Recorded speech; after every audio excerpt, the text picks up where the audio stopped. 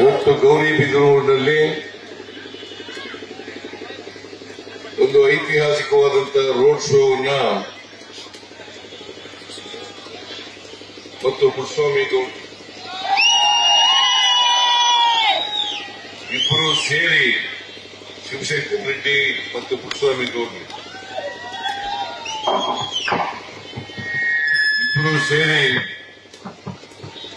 ಭರ್ಜರಿಯಾದಂತ road ಶೋವನ್ನ ಏರ್ಪಾಡು ಮಾಡಿದ್ರು. ಕಳೆದ ವಿಧಾನಸಭಾ ಚುನಾವಣೆಯಲ್ಲಿ ಕಾಂಗ್ರೆಸ್ಸಿನ ಅಧಿಕೃತ ಅಭ್ಯರ್ಥಿಯಾಗಿ ಶಿವಶಂಕರ್ ರೆಡ್ಡಿ ಅವರು ಸ್ಪರ್ಧೆ ಮಾಡಿದ್ರು. ಪಕ್ಷೇತರರಾಗಿ ಪುಟ್ಟಸ್ವಾಮಿ ಗೌಡರು ಕೂಡ ಸ್ಪರ್ಧೆ ಮಾಡಿದ್ರು. ಅಂತಿಮವಾಗಿ ಪುಟ್ಟಸ್ವಾಮಿ ಗೌಡರು ಕಳೆದ ವಿಧಾನಸಭಾ ಚುನಾವಣೆಯಲ್ಲಿ ನಿಮ್ಮಿಂದ ಆಯ್ಕೆಯಾಗಿ ಈಗ ಶಾಸಕರಾಗಿದ್ದಾರೆ. ಒಂದು ಆರೋಗ್ಯಕರವಾದಂಥ ಬೆಳವಣಿಗೆ ಏನಪ್ಪಾ ಅಂತಂದ್ರೆ ಶಿವಶಂಕರ್ ರೆಡ್ಡಿಯವರು ಮತ್ತು ಪುಟ್ಟಸ್ವಾಮಿ ಗೌಡರು ಇಬ್ಬರು ಒಟ್ಟಾಗಿ ನಮ್ಮ ಕಾಂಗ್ರೆಸ್ನ ಅಭ್ಯರ್ಥಿಯಾದಂಥ ರಕ್ಷಾರಾಮಯ್ಯನವರಿಗೆ ಬೆಂಬಲಿಸ್ತಾ ಇರ್ತಕ್ಕಂಥದ್ದು. ಹಾಗಾಗಿ ಇಲ್ಲಿ ಗೌರಿಬಿದನೂರು ವಿಧಾನಸಭಾ ಕ್ಷೇತ್ರದಲ್ಲಿ ರಕ್ಷಾರಾಮಯ್ಯನವರಿಗೆ ಸುಮಾರು ಎಷ್ಟು ಲೀಡ್ ಕೊಡ್ತೀರಿ ಶಿವಶಂಕರ್ ರೆಡ್ಡಿ ಪುಟ್ಟಸ್ವಾಮಿ ಗೌಡ್ರೆ? 35,000 ಹೆಚ್ಚು. ಇವರಿಬ್ರು ಒಟ್ಟು ಸೇರಿರೋದ್ರಿಂದ ಕನಿಷ್ಠ 50,000 ಅಂತರದಲ್ಲಿ 50,000 ಅಂತರದಲ್ಲಿ ಗೌರಿಬಿದನೂರಿನಲ್ಲಿ ನಮಗೆ ಮತ ಬರ್ತದೆ ಅಂತಕ್ಕಂಥ ವಿಶ್ವಾಸ ಬಂದಿದೆ ನನಗೆ.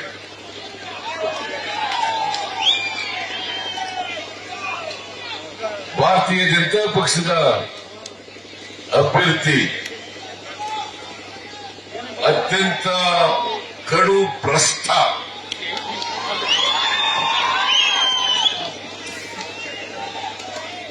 ಅವರು ಮಂತ್ರಿಯಾಗಿದ್ದಾಗ, ಆರೋಗ್ಯ ಮಂತ್ರಿಯಾಗಿದ್ದಾಗ ಈ ದೇಶದಲ್ಲಿ ಕೊರೋನಾ ಬಂದಿದ್ದಂತ ಸಂದರ್ಭದಲ್ಲಿ ಇವರು ಯಡಿಯೂರಪ್ಪನವರ ಸರ್ಕಾರದಲ್ಲಿ ಈ ಆರೋಗ್ಯ ಇಲಾಖೆಗೆ ಬೇಕಾದಂತಹ ಸಾಮಗ್ರಿಗಳನ್ನ ಕೊಂಡುಕೊಳ್ಳುವುದರಲ್ಲಿ ಹೆಚ್ಚು ಭ್ರಷ್ಟಾಚಾರವನ್ನ ಮಾಡಿದ್ರೆ ಅದು ಬಿಜೆಪಿಯ ಅಭ್ಯರ್ಥಿ ಅಂತಕ್ಕಂಥದನ್ನ ತಾವೆಲ್ಲ ತಿಳ್ಕೋಬೇಕಾಗ್ತದೆ. ಅದಕ್ಕಾಗಿ ಅವರು ಹೆಚ್ಚು ಭ್ರಷ್ಟಾಚಾರವನ್ನ ಮಾಡಿದ್ರು ಅನ್ನೋ ಕಾರಣಕ್ಕೋಸ್ಕರ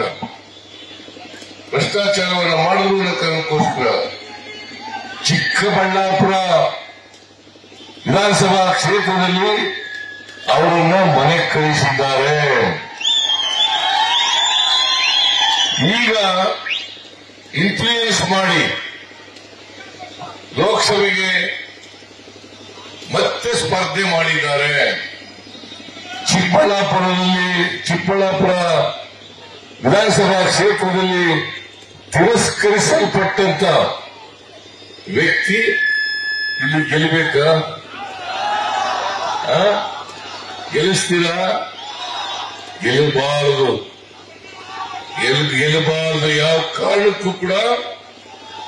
ಯಾವ ಕಾರಣಕ್ಕೂ ಕೂಡ ಬಿಜೆಪಿ ಅಭ್ಯರ್ಥಿ ಗೆಲ್ಲಬಾರದು. ರಕ್ಷಾರಾಮಯ್ಯನವರು ಪಾಪ ಒಬ್ಬ ಅತ್ಯಂತ ಸರಳ ಸಂಭಾವಿತ ವ್ಯಕ್ತಿ, ಒಂದು ಶ್ರೀಮಂತ ಕುಟುಂಬದಿಂದ ಬಂದಿದ್ರೂ ಕೂಡ ಸ್ವಲ್ಪನೂ ಕೂಡ ಅಹಂ ಇಲ್ಲಿರತಕ್ಕಂಥ ವ್ಯಕ್ತಿ, ಜೊತೆಗೆ ವಿದ್ಯಾವಂತ ವ್ಯಕ್ತಿ. ಈಗ ಕಳೆದ ಲೋಕಸಭಾ ಚುನಾವಣೆಯಲ್ಲಿ ಬಿಜೆಪಿಯವರು 25 ಜನ ಗೆದ್ದೋಗಿದ್ರು. ಸುಮಲತಾ ಸೇರಿ 26 ಆಯಿತು. ಆಮೇಲೆ ಈಗ ಜೆಡಿಎಸ್ನವರು ಕೂಡ ಸೇರ್ಕೊಂಡಿರೋದ್ರಿಂದ 27 ಜನ ಇದ್ದಾರೆ. ಕರ್ನಾಟಕಕ್ಕೆ ದೊಡ್ಡ ಅನ್ಯಾಯ ಆಯ್ತು. ಯಾವತ್ತಾರು ಒಬ್ಬ MP ಬಾಯಿ ಬಿಟ್ಟಿದ್ದೀರಂದ್ರೆ ಒಬ್ಬ MP 5 ವರ್ಷ ದೊಡ್ಡ ಅನ್ಯಾಯ ಆದ್ರೂ ಕೂಡ ಕರ್ನಾಟಕಕ್ಕೆ ತೆರಿಗೆ ಹಂಚಿಕೆನಲ್ಲಿ ಅನ್ಯಾಯ ಆಯಿತು. 15ನೇ ಹಣಕಾಸಿನ ಆಯೋಗ ಶಿಫಾರಸು ಮಾಡಿದ್ದನ್ನು ಕೊಡಲಿಲ್ಲ. ಬಜೆಟ್ನಲ್ಲಿ ಹೇಳಿದ್ದನ್ನು ಕೊಡಲಿಲ್ಲ. ಬಜೆಟ್ನಲ್ಲಿ ನಿರ್ಮಲಾ ಸೀತಾರಾಮನ್ ಅವರು ಅವರ ಬಜೆಟ್ನಲ್ಲಿ ಘೋಷಣೆ ಮಾಡಿದ್ರು. ಬಜೆಟ್ ಸ್ಪೀಚ್ನಲ್ಲಿ ಅಪ್ಪರ ಭದ್ರಕ್ಕೆ 5,300 ಕೋಟಿ ರೂಪಾಯಿಗಳನ್ನು ಕೊಡ್ತೀನಿ ಅಂತ ಹೇಳಿದರು. ಆದರೆ 1 ವರ್ಷ ಕಳೆದೋಯ್ತು, ಇವತ್ತವರೆಗೆ 1 ರೂಪಾಯಿನೂ ಕೂಡ ಬಿಡುಗಡೆ ಮಾಡಲಿಲ್ಲ. ಕರ್ನಾಟಕದಲ್ಲಿ ಭೀಕರವಾದಂತ ಬರಗಾಲ ಬಂತು. ನಾವು ಸೆಪ್ಟೆಂಬರ್ ತಿಂಗಳಲ್ಲೇ ಮನವಿಯನ್ನು ಕೊಟ್ಟು ಬರಗಾಲ ಇದೆ, ನಮಗೆ NDRF ನಿಂದ ಹಣ ಬಿಡುಗಡೆ ಮಾಡಿ ಅಂತೇಳಿ ಒತ್ತಾಯವನ್ನು ಮಾಡೋದು. ಆದ್ರೆ ಇವತ್ತವರೆಗೆ 1 ರೂಪಾಯಿ ಬಿಡುಗಡೆ ಮಾಡಲಿಲ್ಲ. ಅಮಿತ್ ಶಾ ಅಧ್ಯಕ್ಷತೆಯಲ್ಲಿ ಒಂದು ಕಮಿಟಿ ಇದೆ, ಹೈ ಲೆವೆಲ್ ಕಮಿಟಿ. ಆ ಕಮಿಟಿ ತೀರ್ಮಾನ ಮಾಡಬೇಕು. ಇವತ್ತವರೆಗೆ ಒಂದು ಮೀಟಿಂಗ್ ಕೂಡ ಮಾಡಲಿಲ್ಲ. ನಾನೇ ಸ್ವತಃ ಡಿಸೆಂಬರ್ 19ನೇ ತಾರೀಕು ಪ್ರಧಾನಮಂತ್ರಿಗಳಾದಂತ ನರೇಂದ್ರ ಮೋದಿ ಅವರನ್ನು ಭೇಟಿ ಮಾಡಿದೆ. ಕರ್ನಾಟಕದಲ್ಲಿ ಇರ್ತಕ್ಕಂಥ ಸಮಸ್ಯೆಗಳನ್ನು ಹೇಳಿದೆ ಅವರಿಗೆ. ಇವತ್ತು ಕರ್ನಾಟಕದಲ್ಲಿ ರೈತರು ಕಣ್ಣೀರಲ್ಲಿ ಕೈ ತೊಳಿತಾ ಇದ್ದಾರೆ, ಕಷ್ಟದಲ್ಲಿದ್ದಾರೆ. 240 ತಾಲೂಕುಗಳಲ್ಲಿ 223 ತಾಲೂಕುಗಳನ್ನು ಬರಗಾಲ ಅಂತ ಡಿಕ್ಲೇರ್ ಮಾಡಿದ್ದೀವಿ. ನಾವು ನಮ್ಮ ಹಣದಿಂದ ಇವತ್ತು SDRF ಹಣದಿಂದ ಸಾಕಷ್ಟು ಬರ ಪರಿಹಾರ ಕಾರ್ಯಕ್ರಮಗಳನ್ನು ತಗೊಂಡಿದ್ದೀವಿ. ಸುಮಾರು 34 ಲಕ್ಷ ರೈತರಿಗೆ 2,000 ರೂಪಾಯಿನಂತೆ ತಾತ್ಕಾಲಿಕವಾಗಿ ಇನ್ಪುಟ್ ಸಬ್ಸಿಡಿಯನ್ನ 650 ಕೋಟಿ ರೂಪಾಯಿಗಳನ್ನ ಖರ್ಚು ಮಾಡಿ ಕೊಟ್ಟಿದ್ದೀವಿ ಅಂತ ನರೇಂದ್ರ ಮೋದಿ ಅವರಲ್ಲಿ ಪರಿಪರಿಯಾಗಿ ನಾನು ಹೇಳ್ಕೊಂಡ್ರು ಕೂಡ ನರೇಂದ್ರ ಮೋದಿ ಅವರು ಕೇಳ್ಕೊಂಡ್ರು ಹೊರತು ಏನು ಕ್ರಮ ತಗೊಳ್ಳಲಿಲ್ಲ. ಅದಾದ್ಮೇಲೆ ಡಿಸೆಂಬರ್ 20ನೇ ತಾರೀಕು ನಾನು ಮತ್ತು ಕೃಷ್ಣ ಬೈರೇಗೌಡ ನಾವಿಬ್ರು ಸೇರಿ ಅಮಿತ್ ಶಾ ಅವರನ್ನ ಭೇಟಿ ಮಾಡೋದು. ಅಮಿತ್ ಶಾ ಅವರು ಹೇಳಿದ್ರು ಡಿಸೆಂಬರ್ 23ಕ್ಕೆ ನಾನು ಮೀಟಿಂಗ್ ಕರೆದಿದ್ದೀನಿ, ಅವತ್ತು ಇತ್ಯರ್ಥ ಮಾಡ್ತೀನಿ ಅಂತ ಹೇಳಿದ್ರು. ಡಿಸೆಂಬರ್ ಆಗಿ ಈಗ ಏಪ್ರಿಲ್ ತಿಂಗಳಲ್ಲಿದ್ದೀವಿ. ನಾಳೆಗೆ 4 ತಿಂಗಳು. ಇವತ್ತವರೆಗೆ 1 ರೂಪಾಯಿ ಕೊಡಲಿಲ್ಲ.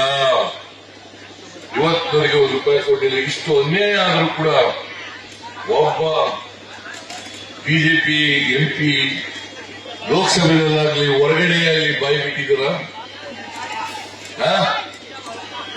ಇಷ್ಟೊಂದು ಕರ್ನಾಟಕಕ್ಕೆ ಅನ್ಯಾಯ ಮಾಡಿರ್ತಕ್ಕಂಥ ಬಿಜೆಪಿಗೆ ಬೆಂಬಲಿಸ್ತೀರಾ? ಬೆಂಬಲಿಸಬಾರದು. ನೀವು ಸ್ವಾಭಿಮಾನಿಗಳಾದ್ರೆ ಬಿಜೆಪಿಯನ್ನ ತಿರಸ್ಕರಿಸಿ ಕಾಂಗ್ರೆಸ್ ಪಕ್ಷದ ಅಭ್ಯರ್ಥಿಯನ್ನ ಗೆಲ್ಲಿಸಬೇಕು. ಅದಕ್ಕೋಸ್ಕರ ಪಾರ್ಲಿಮೆಂಟ್ನಲ್ಲಿ ನಿಮ್ಮ ಧ್ವನಿಯಾಗಿ ಕೆಲಸ ಮಾಡ್ತಕ್ಕಂಥವರು ಪಾರ್ಲಿಮೆಂಟ್ಗೆ ಹೋಗ್ಬೇಕು ಹೊರತು ಬಾಯಿ ಬಿಡಿದವರು ಯಾವತ್ತೂ ಕೂಡ ಹೋಗಬಾರದು. ಯಾಕಂತಂದ್ರೆ ಬಿಜೆಪಿ MPಗಳು ನರೇಂದ್ರ ಮೋದಿ ಅವರು ಕಂಡ್ರೆ ಗಡಗಡ ಅಂತ ನಡುತ್ತಾರೆ.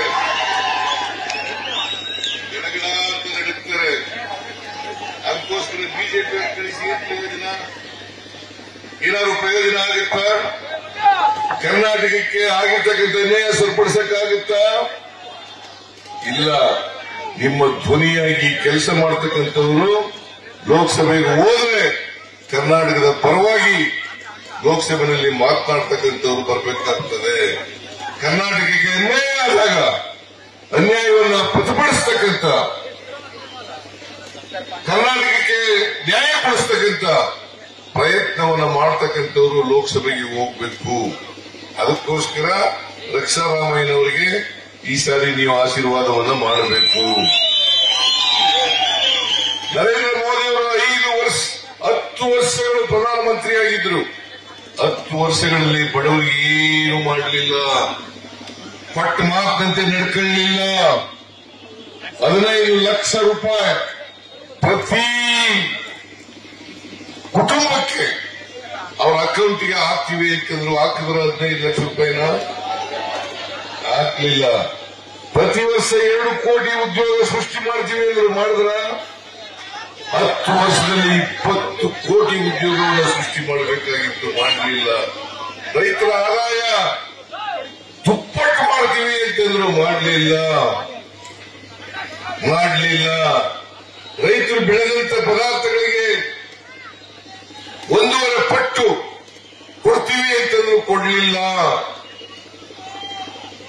ಸ್ವಾಮಿನಾಥನ್ ವರದಿಯನ್ನ ಜಾರಿ ಮಾಡಲಿಲ್ಲ. ಒಳ್ಳೆ ದಿನ ಬರ್ತದೆ ಅಂತಂದ್ರು, ಅಚ್ಚೇ ದಿನ ಈಗ ಅಂತಂದ್ರು. ಬಂತ ಒಳ್ಳೆ ದಿನ? ಬಂತ ಒಳ್ಳೆ ದಿನ ಬರಲಿಲ್ಲ. ನಾವು 13ರಿಂದ 18ರವರೆಗೆ ಅಧಿಕಾರದಲ್ಲಿ ನಾನೇ ಮುಖ್ಯಮಂತ್ರಿಯಾಗಿದ್ದೆ. 165 ಭರವಸೆಗಳನ್ನು ಕೊಟ್ಟಿದ್ದು. 165 ಭರವಸೆಗಳಲ್ಲಿ 158 ಭರವಸೆಗಳನ್ನು ಈಡೇರಿಸಿಕೊಂಡು ಈ ಸಾರಿ ನಾನು ಡಿ.ಕೆ. ಶಿವಕುಮಾರ್ ಇಬ್ಬರು ಸೇರಿ 5 ಗ್ಯಾರಂಟಿಗಳನ್ನ ಅಧಿಕಾರಕ್ಕೆ ಬಂದ ತಕ್ಷಣ ಜಾರಿ ಮಾಡ್ತೀವಿ ಅಂತ ಹೇಳಿದ್ದು. ಅದಕ್ಕೋಸ್ಕರ ಗ್ಯಾರಂಟಿ ಚೆಕ್ಗೆ ಇಬ್ಬರು ಸೈನ್ ಮಾಡಿದ್ದು, ಅದರ ಮನೆಗೆ ಹಂಚಿದ್ದು. ಇವತ್ತು ಶಕ್ತಿ ಯೋಜನೆ, ಗೃಹಲಕ್ಷ್ಮಿ, ಗೃಹ ಜ್ಯೋತಿ, ಅನ್ನಭಾಗ್ಯ, ಯುವ ನಿಧಿ ಎಲ್ಲ ಕಾರ್ಯಕ್ರಮಗಳನ್ನು ಕೂಡ ಜಾರಿ ಕೊಟ್ಟಿದ್ದೇವೆ. ಇವತ್ತು ನಿಮ್ಮ ಮುಂದೆ ನಿಂತುಕೊಂಡು ಎದೆ ಎತ್ತಿ ನಿಮ್ಮ ಆಶೀರ್ವಾದ ಕೇಳ್ತಕ್ಕಂಥ ಶಕ್ತಿ ನಮಗಿದೆ. ಬಿಜೆಪಿಗೆ ಯಾವ ಶಕ್ತಿ ಇದೆ? ಬಿಜೆಪಿಗೆ ಅವ್ರು ಕೊಟ್ಟ ಮಾತಂತೆ ನಡ್ಕೊಂಡಿದ್ದಾರ? ನಡ್ಕೊಂಡಿಲ್ಲ. ನಾವು ಕೊಟ್ಟ ಮಾತಂತೆ ನಡ್ಕೊಂಡಿದ್ದೇವೆ. ನಾವು ಅಧಿಕಾರಕ್ಕೆ ಬಂದ 8 ತಿಂಗಳಲ್ಲಿ ಎಲ್ಲ 5 ಗ್ಯಾರಂಟಿಗಳನ್ನು ಕೂಡ ಜಾರಿ ಕೊಟ್ಟಿದ್ದೇವೆ. 5 ಗ್ಯಾರಂಟಿಗಳನ್ನು ಕೂಡ ಜಾರಿ ಕೊಟ್ಟಿದ್ದೀವಿ. ನೀವೆಲ್ಲ ಯೋಚನೆ ಮಾಡಬೇಕು, ಯಾರು ಕೊಟ್ಟ ಮಾತಂತೆ ನಡ್ಕತ್ತಾರೆ, ಯಾರು ಸುಳ್ಳು ಹೇಳ್ತಾರೆ ಅಂತಕ್ಕಂಥದನ್ನ ತೀರ್ಮಾನ ಮಾಡಬೇಕಾಗ್ತದೆ. ಭಾರತೀಯ ಜನತಾ ಪಕ್ಷದವರು ಇವತ್ತಿನವರೆಗೆ ಕೊಟ್ಟ ಮಾತಿನಂತೆ ನಡ್ಕೊಂಡಿಲ್ಲ.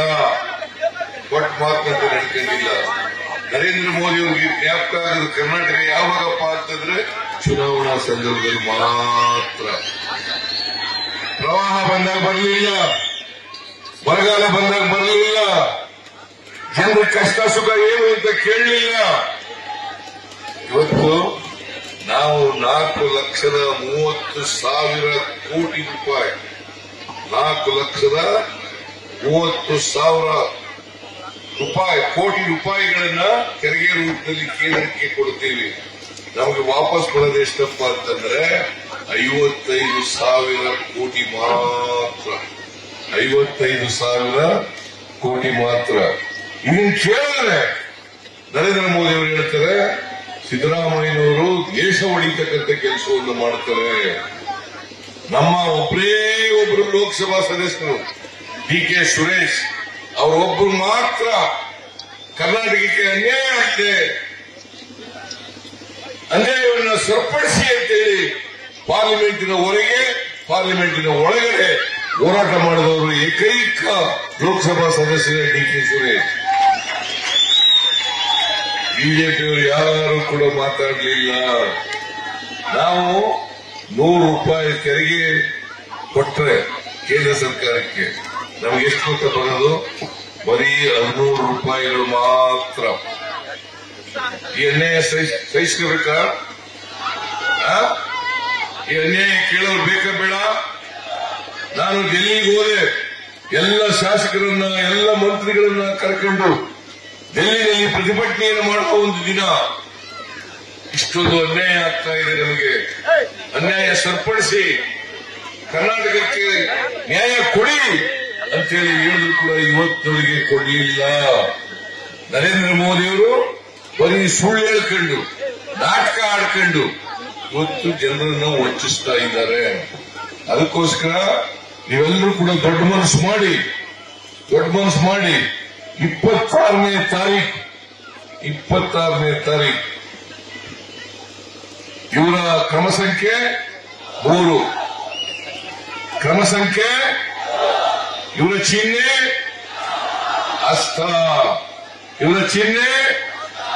ಹಸ್ತ, ಇವರಿಗೆ ಆಶೀರ್ವಾದ ಮಾಡೋದ್ರ ಮೂಲಕ ಇವರಿಗೆ ಕಳಿಸ್ಕೊಡ್ಬೇಕಲ್ಲ, ಲೋಕಸಭೆಗೆ ಕಳಿಸ್ಕೊಡ್ತೀರಲ್ಲ, ಕಳಿಸ್ತೀರಿ ಅಲ್ವಾ? ನಿಮಗೆ ಈ ಚುನಾವಣೆಯಲ್ಲಿ ಭ್ರಷ್ಟಾಚಾರ ಮಾಡಿದಂತ ಭ್ರಷ್ಟ ಬೇಕಾ, ಪ್ರಾಮಾಣಿಕವಾಗಿ ನಿಮ್ಮ ಪರವಾಗಿ ಧ್ವನಿ ಎತ್ತಕ್ಕಂತ ರಕ್ಷಾರಾಮಯ್ಯ ಬೇಕಾ ಅಂತಕ್ಕಂಥದನ್ನ ತೀರ್ಮಾನ ಮಾಡಬೇಕು. ಇಷ್ಟೆಲ್ಲ ಆದ್ಮೇಲೆ ನಾನು ಅಸೆಂಬ್ಲಿನಲ್ಲಿ ರೈಸ್ ಮಾಡಿದ್ದೆ. ಯಡಿಯೂರಪ್ಪ ಮತ್ತೆ ಇಲ್ಲಿ ಬಿಜೆಪಿ ಕ್ಯಾಂಡಿಡೇಟ್ ಆಗಿದ್ದಾರಲ್ಲ, ಅವರು ಸುಮಾರು 4,000 ಕೋಟಿ ರೂಪಾಯಿಗಳನ್ನು ಲೂಟಿ ಮಾಡಿಬಿಟ್ಟಿದ್ದಾರೆ. 4,000 ಕೋಟಿ ಅವರು ತನಿಖೆ ಮಾಡಲಿಕ್ಕೆ ಒಪ್ಪಿಕೊಳ್ಳಲಿಲ್ಲ. ಅದಕ್ಕೋಸ್ಕರ ನಾವು ಅಧಿಕಾರಕ್ಕೆ ಬಂದ ಮೇಲೆ ಇವತ್ತು ನ್ಯಾಯಾಂಗ ತನಿಖೆಯನ್ನ ಮಾಡಿಸ್ತಾ ಇದ್ದೀವಿ. ಇವತ್ತು ಏನೇನು ಭ್ರಷ್ಟಾಚಾರ ಮಾಡಿದ್ದಾರೆ ಪರ್ಚೇಸಿಂಗ್ ನಲ್ಲಿ, ಆ ಭ್ರಷ್ಟಾಚಾರವನ್ನು ಕೂಡ ಬಯಲಿಗೆಳಿತಕ್ಕಂಥ ಪ್ರಯತ್ನವನ್ನು ಮಾಡ್ತೇವೆ. ಭ್ರಷ್ಟಾಚಾರಿಗಳಿಗೆ ಶಿಕ್ಷೆ ವಿಧಿಸತಕ್ಕಂಥ ಕೆಲಸವನ್ನು ಕೂಡ ಮಾಡ್ತೀವಿ, ಅವರನ್ನು ಜೈಲಿಗಳಿಸತಕ್ಕಂಥ ಕೆಲಸವನ್ನು ಕೂಡ ಮಾಡ್ತೀವಿ. ಅದರಿಂದ ನೀವೆಲ್ಲರೂ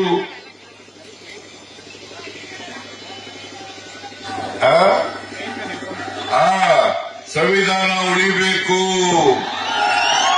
ಸಂವಿಧಾನ ಉಳಿದ್ರೆ ನಾವೆಲ್ಲ ಉಳಿತೀವಿ. ಬಾಬಾ ಸಾಹೇಬ್ ಅಂಬೇಡ್ಕರ್ ಅವರು ಕೊಟ್ಟಿರ್ತಕ್ಕಂಥ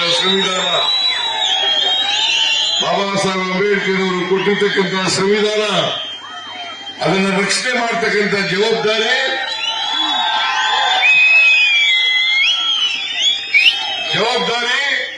ನಮ್ಮ ನಿಮ್ಮೆಲ್ಲರ ಮೇಲೂ ಕೂಡ ಇದೆ ಅಂತಕ್ಕಂಥ ತಿಳ್ಕೋಬೇಕಾಗ್ತದೆ.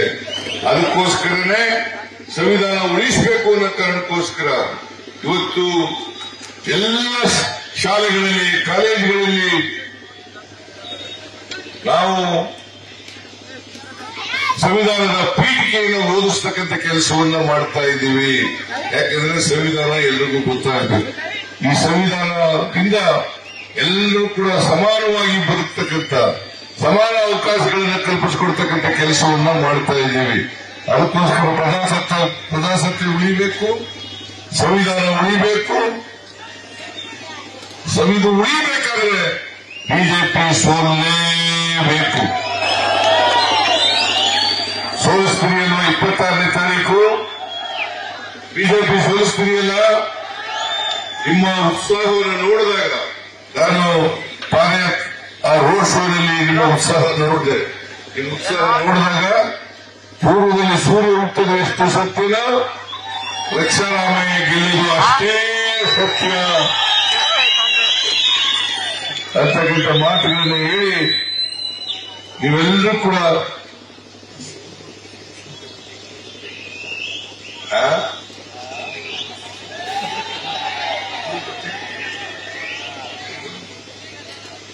ಈಗ ನಿಮ್ ಮುಂದೆ ಇರ್ತಕ್ಕಂಥ ಪ್ರಶ್ನೆ, ಶಿವಶಂಕರ ರೆಡ್ಡಿ ಮತ್ತು ಕೃಷ್ಣಸ್ವಾಮಿ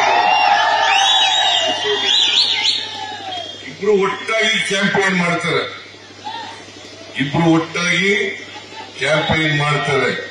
ಅದಕ್ಕೆ ನಾನು ಆಗ್ಲೇ ಹೇಳಿದೆ, ಇಬ್ರು ಒಟ್ಟಾಗಿ ಕ್ಯಾಂಪೇನ್ ಮಾಡೋದ್ರಿಂದ ರಕ್ಷಾರಾಮಯ್ಯ ಪರವಾಗಿ 50,000 ಲೀಡ್ ಬರಲೇಬೇಕು.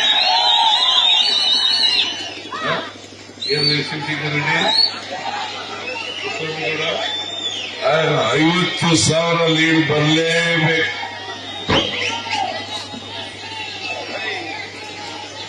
ಗೌರಿಬಿದ್ದೂರಿನಲ್ಲಿ ನಮಗೆ ಹೆಚ್ಚು ನೀರು ಬರೋದ್ರಿಂದ ಹೆಚ್ಚು ಅನುಕೂಲ ಆಗ್ತದೆ ಅಂತಕ್ಕಂಥ ಮಾತುಗಳನ್ನ ಹೇಳ್ತಾ ಇವತ್ತು ಪುಟ್ಟಸ್ವಾಮಿಗೌಡರು ಮತ್ತೆ ಶಿವಶೇಖರ್ ರೆಡ್ಡಿ ಇಬ್ಬರು ಒಟ್ಟಿಗೆ ರೋಡ್ ಶೋ ಮಾಡಿದ್ದಾರೆ. ಒಂದು ದಿನಗಳಲ್ಲಿ ಒಟ್ಟಿಗೆ ಕ್ಯಾಂಪೇನ್ ಮಾಡ್ತಾರೆ. ಸೊ ಹಾಗಾಗಿ ಲಕ್ಷ್ಮೀರಾಮಯ್ಯನವರು 100ಕ್ಕೂ ಗೆದ್ದೇ ಗೆಲ್ತಾರೆ ಅಂತಕ್ಕಂಥ ವಿಶ್ವಾಸ ನನಗಿದೆ.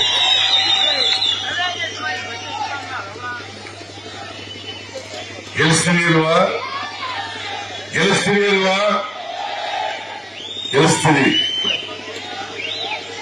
ಅದಕ್ಕೋಸ್ಕರ ನಾನು ಇಲ್ಲಿ ಬಂದಿರ್ತಕ್ಕಂಥದ್ದು.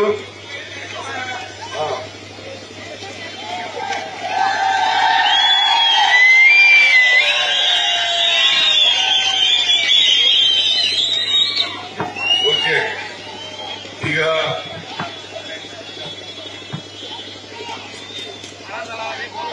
ಇನ್ನೊಂದು ಇದೆಯಾ?